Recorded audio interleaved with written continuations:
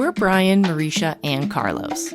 For just over a month, we've been overlanding the Baja Peninsula, crossing deserts, remote roads, and mountain ranges to find the most beautiful, desolate beaches to camp on, and all to end up on mainland Mexico. We decided to relax and take the TMC trucker ferry from La Paz to Mazatlan. Spoiler, it was anything but relaxing. This episode will show you exactly what it's like to take your van and your dog on Mexico's most adventurous ferry ride. From paperwork to navigation nightmares, parking puzzles, exhaust-fumed facials, and a dog that refuses to go to the bathroom. If you're thinking about crossing from Baja to the mainland, watch this before you go so you don't almost end up on the wrong boat like we did. Here we go. Say goodbye, Maurice. Say goodbye. That's the nice ferry right there. We're not on that one. We don't want to be on that for like 7 different reasons. Load it up. Because we do everything for our dog. Okay, we're off to the ferry terminal. It is 2:30 p.m. Departs at 5-ish. So keep in mind that the day before yesterday, we came to the TMC Ferry office and got on the waiting list for today's ferry. You don't know if you make it on the boat until you show up the day of. All right, when you first drive in, this building here is where you start. And there's only one office that says TMC right on the outside. So we were on the wait list and we got approved to go on today. So now we go through the gates, which looks like a customs gate really. And then there's another office on the other side of the gates, which we'll show you that once we find it. You need to have your FMM card, and you also need to have your TIP, which is your temporary import permit. If you don't have that Venercito, you can get it at that office as well. I suggest getting it when you cross the border because it was really fast. And just in case they're not there, you'll already be done. Don't worry guys, we're going to map out and review this entire process at the end of the video. Follow that truck. We go through this gate and then we look for office number 2. Okay. Carlos making friends. No camera. We made it through customs. We're moving forward. I got yelled at for using my camera because I didn't know. I was actually just filming the dog meeting the customs lady, but I got yelled at. So there's a fine if you get caught using a cell phone or camera, by the way, in customs. So know that going in. We are moving to our next spot, which again, we're just following the herd. Happening right now. We have no idea where we're going, but we think this is right because we're headed towards the boat. I don't know. No signs, no one tells you where to go. We'll see, we'll see. Well, we don't want salida, that's exit. So let's just go to the back of the boat and see what happens. Yeah, we definitely went to the wrong ferry, but now we found the right one. Oh, there she is. Okay, what have we learned so far? What we haven't learned yet is we missed a very important step. Wow. You got to figure out it on your own. So, yes. Come the day before, see if you can get on the boat. Get in. You go to the main office, which we already showed you. Come back the next day. I would probably come back a little bit earlier. We came back. We got here right around 2:33. Maybe get here at 2. Yeah. They said to come at 3. You come in the main entrance, not the parking lot entrance, and you'll know what that means. Come in the main entrance, you go through the customs gates to your right. There's 2 big stop signs, and that's the custom agents, and they'll ask you questions about your ID, your age, the vehicle, what you're carrying, go through a quick inspection like they do at the checkpoints in Baja. Then when you go through that, you almost do you loop all the way around and kind of head back towards the road that you entered the port into, and then that's where the boat lies. Yeah, don't go to the boat that you can see immediately that looks straight ahead. It doesn't go to Mazatlan. Mazatlan's on the opposite end, so kind of behind you. Well, Mazatlan, yeah, you're gonna drive through right in front of the main office that you went to the previous day. You're gonna drive by that, so that will make more sense. Once you go through customs, you'll know what you need to do to get in front of that office again. Once you drive through that, you run right into the boat straight. Yeah. We're a tiny car, and the smaller trucks kind of park off to the right. They kind of back in and park off to the right while they load the big semis. So you kind of go to the front of the line in front of the semis. It's a little awkward. Yeah. But the guys that are loading the semis will kind of point you to where you're supposed to go. Yeah, so we're parked kind of right outside the boat, and there's another van over there. So I think the smaller vehicles, they just want up front so they know where to put you.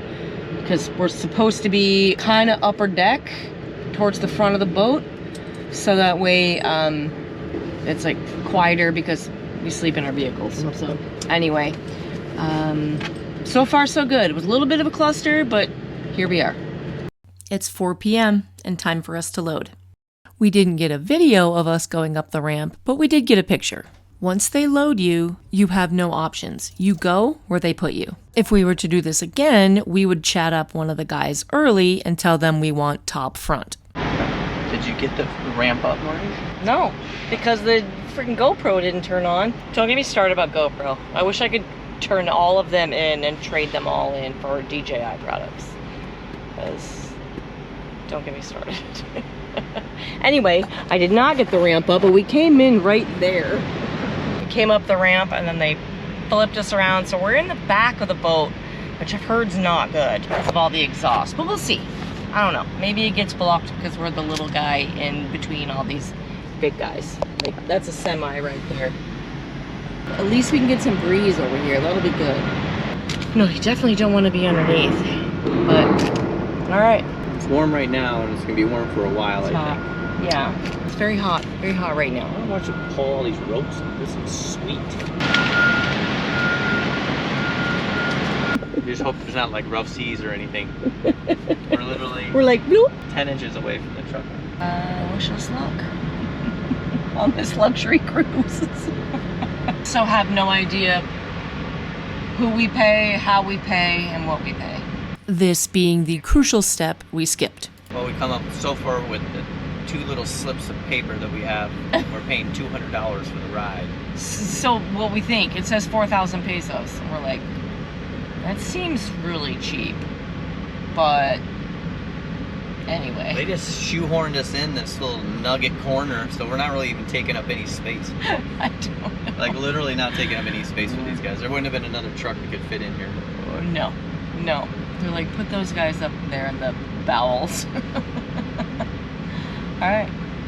We'll keep updating you as we find out anything. That is so close. I guess they don't move. What do you think, Carlos? There we go. There's the hitch. Oh, that one sucks. That's barely close. In the red. Yeah, I mean our hitch is right there. So that's like maybe 12 inches, maybe. Oh no, we'll check it out. We'll film it when we get out. I'm not getting out right now. We probably get run over. They'd probably frown upon that. You can see our widow wadder though. Their widow wadder's right there. Oh, widow wadder. Nice. They're probably like, huh? What's with the tiny ladder? This is Brian's playlist, by the way. The Gringo.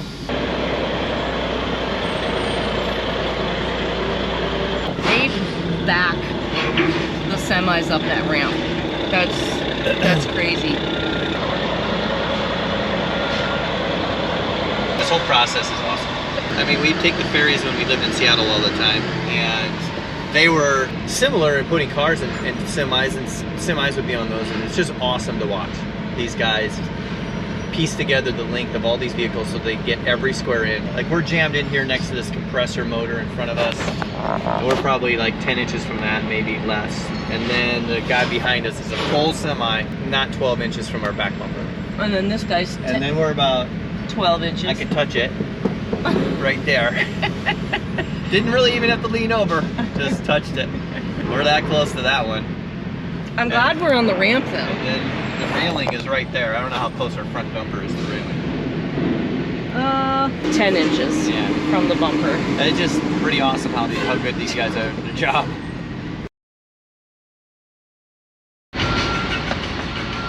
Don't ding the door, Maurice. I want any scratches. Okay, here's what went down on our big mistake. An attendant approached us and asked us for our ticket. Remember this part? We go through this gate and then we look for office number 2. When we left customs, we were sandwiched in a bunch of semis and missed the ticket office. Meanwhile, very confused on where we paid for our ticket. So I had to leave the boat and run all over the terminal looking for where to pay for my ticket, which I never received a clear answer and just had to wander around and find it. You wouldn't believe how far I had to run. Did you sprint over there? And there's like trucks pulling in and out everywhere, and then I was literally walking up between a truck backing up and another truck backing up, and I'm like, oh my god, I'm gonna die. Yeah, so update. Right when you go through the customs gate, there's a tiny little office off to the right. That's where you pay and get your ticket, and then you go get weighed and go on. I guess we're just like a flat fee, but it was 8,300 pesos. $400. $415. That's not bad. We were expecting 800. Plus risking my life. Well, yeah. I mean, running. That's worth it to shave $400 off. I ran to the first office, and then she's like, nope, keep going to the next office. So then I went to the next building, which was the far one, the big one. And then the guy's like, nope, you gotta go back there. And then another lady's like, no, she doesn't. She has to go over there. And I'm like, oh my God, yo necesito pagar mi boleto. And then they're like, oh. And then they pointed me to that little office. And then I signed my signature so hard and fast that I ripped the receipt, and the girl got pissed and had to print out a new one. Oh no. Oh no. You don't want to get me all flustered because I am a spaz. She wasn't even driving when we were pulling in here, and she was freaking out. I was.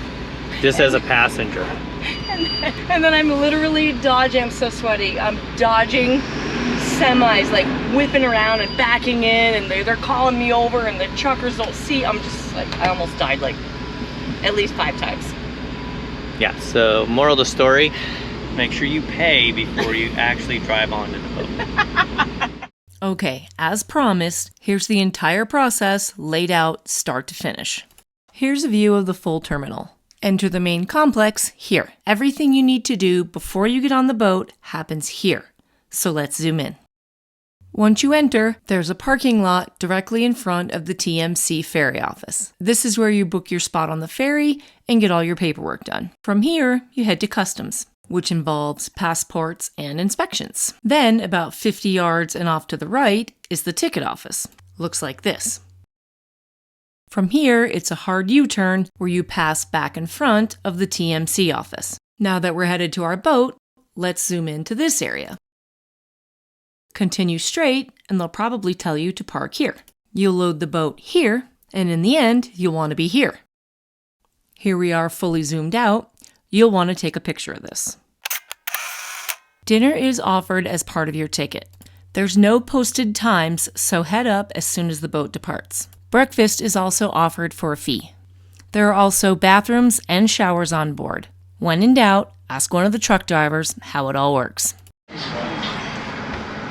What do you think? I think it's good. It is good. Yeah, whatever this is. This is the key. This is pureed jalapeno. It's something. It's something. It's refried beans, rice, and like a meat stew, which is good. Simple, but really good. And tortillas. From a dirty bucket. But tortillas are inside. It's a pretty dirty bucket. Yeah. Oh, this is going to clean out my whole system. Yep.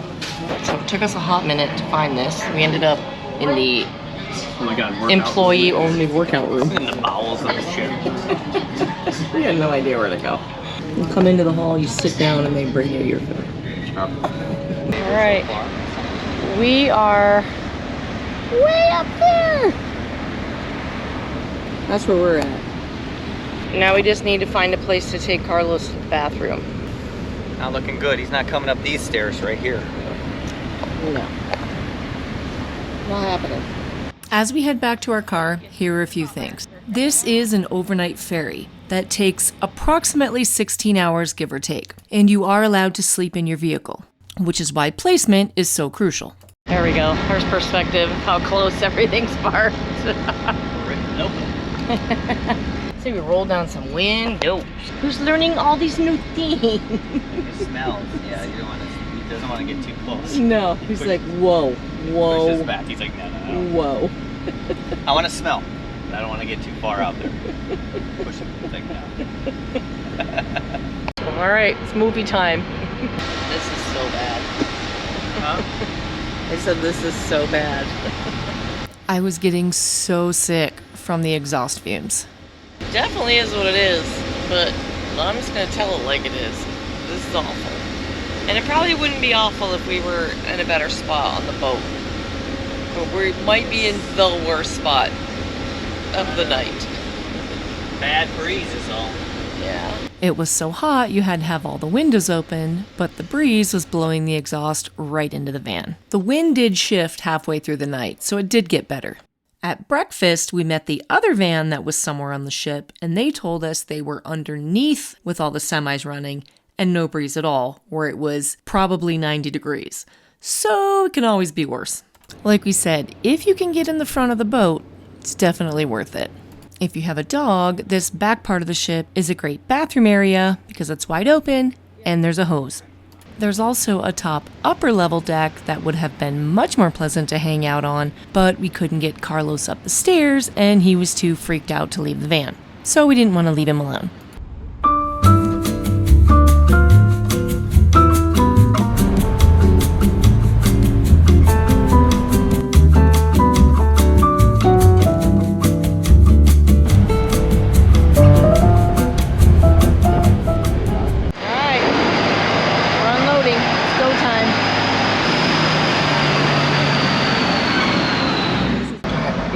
Close to unload time, making sure he's ready for when we have to leave. We have a history with ferries where it's time for us to get on or off and we're not ready or not even in the vehicle. We're getting close, and then I think we're going to spend the day in Mazatlan today. Poor Carlos hasn't gone to the bathroom since yesterday.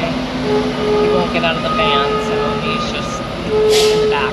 Not a big fan of the ferry boat. I think we're officially going to be the last car off this boat. We will be. We will be the last. The way they're unloading, we're in the very front, far right corner, and we'll be last. They exit, they unload way faster than they load, though. So yeah. It's not that big of a deal. No. We're just sitting here, though. Trying to figure out what we're going to do. I think we're going to take a day of rest in Mazatlan.